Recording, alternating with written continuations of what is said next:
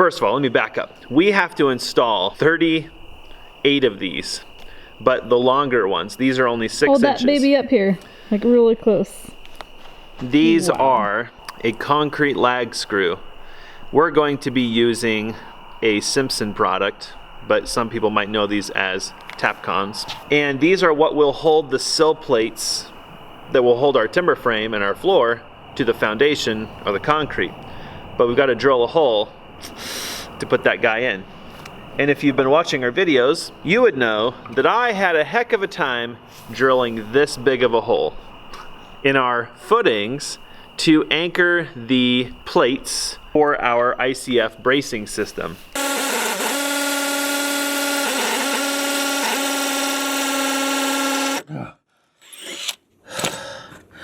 Never gonna get there. The solution, which I don't think we mentioned in any of our videos, was to upgrade the bits. We used a bit that came with the Tapcon screws that we bought, and it was horrible. I think these are a Milwaukee bit. Fan-freaking-tastic. I'm pretty sure I bought like 10 of them, and I used one, and I drilled every single hole I needed. Very good, very good. When I was about ready to start drilling, I thought, dang, I wish we had a hammer drill. And then I looked at our drill, and I'm like, hey, it has a hammer setting. See the hammer? Yep. So the difference is, instead of a smooth rotation like this, it has a slight percussion to it. I'll just say that. It feels like a ratcheting sound. And it works, but it's still pretty hard to get this little bit in there. And I forgot to tell Alyssa that this is the bit that we have to use. Why do my teeth hurt when I look at that? Yes, the good news of this whole entire story is that our friends who came from Missouri, who are concrete people, got out their old tired hammer drill and said, check this out. They took a big piece of concrete and a bit this size and went, meow. Like nothing. And I'm like, what? That's ridiculous. And I had let them know that we had purchased this, but we hadn't had a chance to unbox it yet or use it yet. I'm sorry, this video may or may not be published before our beam pocket correction video, but we used a rotary hammer drill to drill the corners of our beam pocket out, and then we used a hot saw to slab into the wall, and out came, oh, I don't have Bricky. We saved Bricky. It's a little chunk of concrete with rebar going through it like this. We'll show Bricky at the end. Bricky will probably find its way into our house because it's one of those little memories that we made screwing up our house. Anyway, we are excited to have this tool because we have to drill way too many holes in our wall. So we thought we'd unbox it together. I think this was like 300 bucks. I don't remember. Like when you're buying or building a house, like you just spend so much money that it's all a blur. People like to say like, oh, peer blah, blah, blah for life. So you know what, the peer spending for life, we can get on board that 100%. And because y'all are saying it anyways, that's just permission to spend more money in my book. Let's own it. Let's own it. So own it. Whatever you're gonna be a good one. So this is a SDS Hammer Drill combo, and they also include, at no cost, a angle grinder, which I'm really excited about, and we'll talk about that later. So let's get that out of here because I can tell it's gonna want to come out first. Makita does this a lot. I don't fully understand why. They're just trying to get like a little extra money. I don't know. I guess for somebody who needs one, might be a good deal. It is a fixed speed from what I can tell. I don't see any way to change the RPMs on it, which sucks. But I'm kind of happy to have this because the one that we have is a Porter cable, I think, and it's probably not the strongest grinder in the world. So this was just a perk for us. We didn't really care for the bonus or whatever. So they include a handle. That's how you know they mean business. I do have to say that several times when we were drilling out the beam pocket, which is like 6.5 inches deep, you'd get down in there and hit a rock, and the drill go whap, and like almost hit you in the face. Yeah, so I can see why a handle would be helpful because when you're just drilling like this, it has so much torque that it'll like whip around and hit you. Ooh. Ooga booga. It's been a long time since we've done a Makita unboxing. Yeah, it has. The last one that we did was this set. Yeah, and you guys should check it out. We love this thing. We have beat the crap out of this. In fact, you know what? We need to send this in for service because second gear's broken. But that impact driver Good Lord, I don't even know how many boxes of screws we've put through that. So this, it matters what part number. This is HR2811F. I think this has the ability to do chisels too.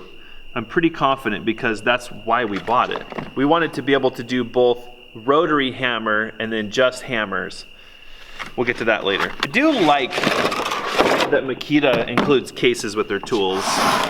We don't always put our tools in their cases, but it is nice when we can do that. So Makita's cases aren't really like, I would never say they're insanely strong, but I would say they're adequate. So there's a manual included, and I probably ought to read that just in case there's some super special. It says there's a blowout bulb. A blowout bulb. I doubt that's included. Sounds like something you have to buy, but it looks like a turkey baster. And you're supposed to stick it in the hole and blow all the concrete out. Boy, it's so shiny. Eric's tool looked like it had drilled many, many holes. It did. Yeah. Ooh, it's heavy too. Ooh. Hold it up. Brr. That makes you look so manly. I know. You know what we should use this for? During ice cream. Tried to not encourage him to come over here, but he's gonna do it anyways, so.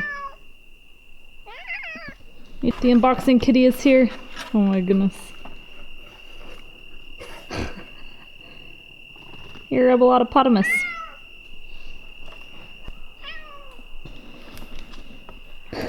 They include a adjustable handle, which is really helpful. This is what I was saying was missing on Eric's drill. Would have made the lot less of like death grip on you. There's a depth gauge included, which looks like something like this. Kind of looks like an Allen key, and it actually is positioned inside the adjustable handle. Something also Eric didn't have. We tried the old Sharpie marker trick, which works until you get about the first hole done, and then the Sharpie marker disappears off of the drill bit, then you suddenly cannot see. So you could set this to whatever depth you want it to stop, tighten it down, and you're good to go. So if you drill, that's where you stop. Pretty helpful, little gadgetry. I totally could see somebody just losing that. All these little like widgets and gadgets. So let's talk about some of the details. So a really critical piece for us in this purchase was to buy a rotary hammer drill. So this has 3 settings, and there's actually a 4th. So this setting is both a drill and a hammer. This is what we would use to drill the holes for these guys. So the chuck will turn, and you'll also get the percussion. If you move to drill, it's just like a drill. It just turns smoothly. And if you move to hammer, there's no turning. It just percussions, which is good for chipping out concrete, cleaning up food that's been on a dinner plate for a couple months. One other setting clear back here that allows you to turn the tool that you're hammering with to whatever setting you want, and then you can lock it into hammer. So if you need your chisel or whatever to be at an angle, you can do that. You don't have to turn the drill to get to that angle. Also important is forward and reverse. So it's here by, I think, where your thumb would be.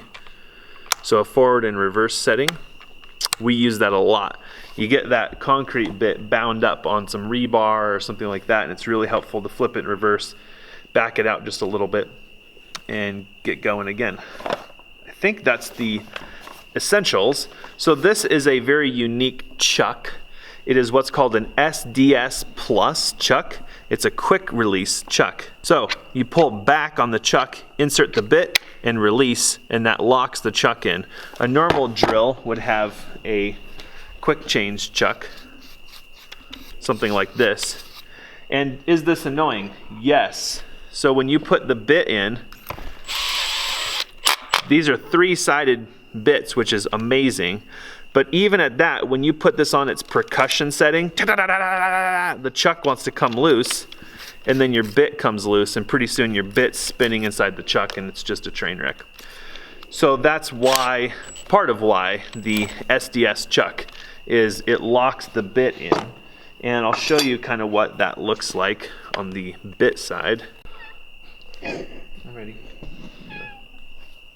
So this is what's called an SDS Plus bit. Has a groove and then a notch on each side. And this drill is only compatible with these bits.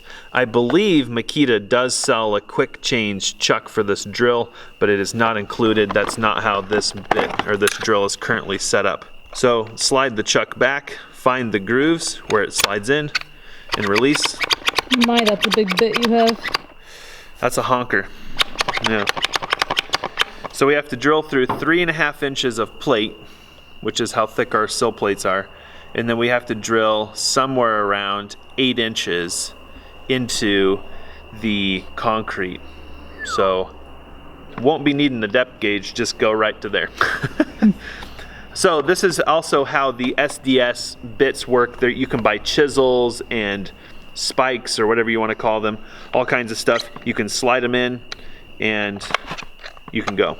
This chuck is not unique to Makita. SDS Plus is a standardized bit.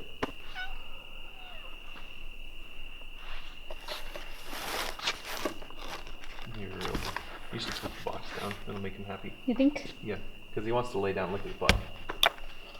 Oh. Look, what Dad said we should lay the box down. Like this. Like this.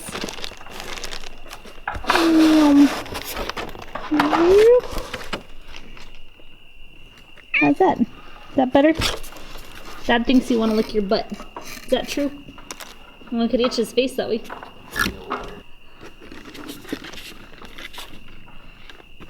Looks pretty cute in that box. Oh my goodness. Yep. So now it's time for a field trip. Yeah, let's give it a test and see how it Because no one works wants out. to like hear about the chocolate factory. They want to go see it. They want to go taste it. Cha-cha-cha. So I think it's good for us to just do an apples to apples. Yeah. So this is all just kind of like excess that was either screeded off or came out underneath our apron form. So it's not, I don't know how thick it is and I don't know how strong it is, but it's concrete.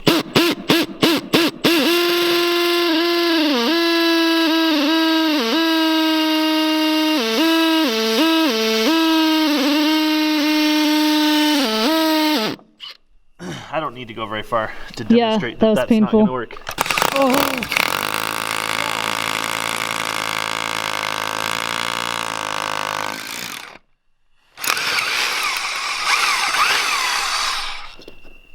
Do it again. That was like nothing. And I went through, it looks probably about 3 inches thick.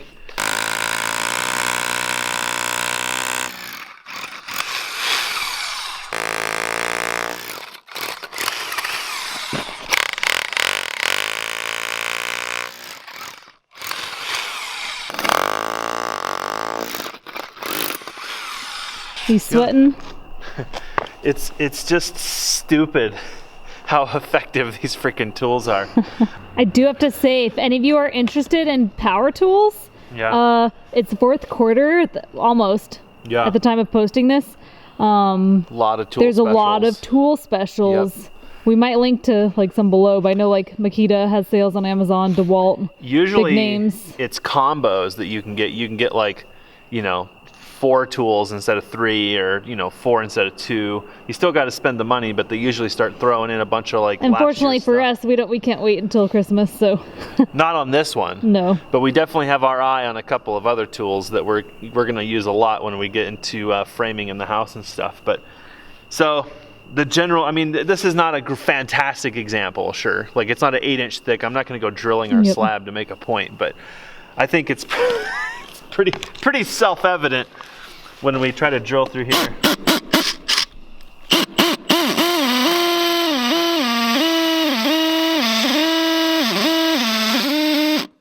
Well, so there's that, and it looks like I went like 3/4 of an inch.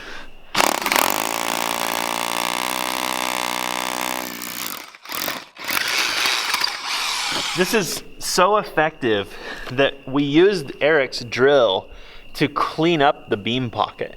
So when we drilled the corners to kind of create some relief, pockets so we could hit it with a chisel, there was still these, like in the corners, there was still concrete. And it's so effective that we just took this with the drill bit and like shaped it. Like you can just do whatever you want to the concrete. It's ridiculous. It's not even hard at all. You can just like, I want to remove like this little area right here.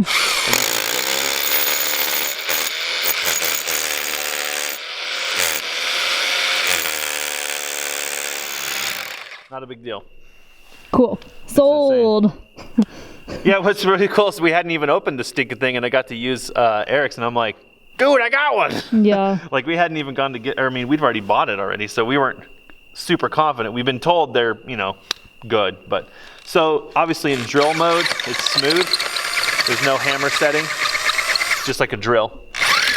And you can, I'm pretty sure that you can get SDS bits in wood and a lot of other things, so it's not just concrete.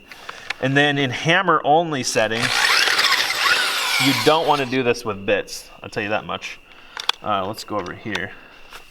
But there's no turning. It's just hammering. It's kind of like a jackhammer. So if you had a chisel and you wanted to just get all this off of here, you could take the chisel and go nah, nah, nah, nah, nah, and chisel all that stuff off. It was really frustrating spending the money on this tool because how often are we going to drill concrete? Hopefully never in a perfect world. Hopefully this time for the sill plates, and then maybe not again for a long time. But it'll be really nice to have the tool, because if we know people who need something drilled, I mean, we've got it. We've got the right tool. Huh. It's like we got like a cement worm or something. I'm not saying that I would just go out and drill concrete for fun, but you shouldn't be doing what I did. Okay, hold on. I gotta say something real quick. Everybody in the comments in that video was like, you need to get a hammer drill, you're not doing it right. Okay, got it. Like, I know. I knew we didn't have a hammer drill. I didn't fully understand how effective a hammer drill is, but I wasn't about to run out and get a hammer drill to do that job. You know, our little multi-speed drill did the job. Did it suck? Yes, it sucked. But that's not justification to run out and spend $300. So sometimes it's good to work with what you have. But in this situation, with those big lag screws, Screw it. ain't gonna happen. I think what's like really shocking is, wouldn't you think this would be insanely loud? Yeah, it's not. It's not. Like, you'd think that you'd have to put earplugs on. It's like, yeah. I think I like that, because so many power tools are just obscenely loud. And I just want to make one comment about the angle grinder, why it's so important. So we spent a lot of time trying to make sure that the top of our wall is smooth and level. And I'm pretty sure it's not-ish. So, at the advice of our concrete friend, I picked up a diamond cup wheel. And this happens to be the Makita version. There are other versions which are more affordable, but I thought, for such a critical thing, buy once. So I spent a little extra money. I'm hoping I made the right decision. This one has like a steel insert in the cup, and the other ones didn't, which made me a little nervous. Anyway, so we're going to be using that in combination with an angle grinder. Instead of shimming our plates, hopefully we'll be able to snap a line and knock down the high spots instead. This is something that our concrete friends have shared with us, both of them. Often it's much easier to just knock down the high spots on your walls instead of spending hours and hours and hours shimming things up. So for that reason, I'm glad we got an extra angle grinder, because that's a pretty brutal job. And if the one we have croaks, oh, I just figured out, it just dawned on me. I'm like, what is this stinking handle in this case for? It makes no sense at all. Kabow. That makes sense. Got it, Makita. Took me a little bit. Sorry, a little slow on the uptake. So they include a handle. They've got a guard that slips on there. Single speed, on and off. Not their best tool, but sweetened the deal a little bit. Well, that's it. Now we get to drill a crap ton of holes in our perfectly good foundation. Yeah. This makes me really happy, because I came really close to begging our engineers to let us put J-bolts in, which I should touch on, because a lot of people are going to scream and holler, why didn't you put J-bolts in?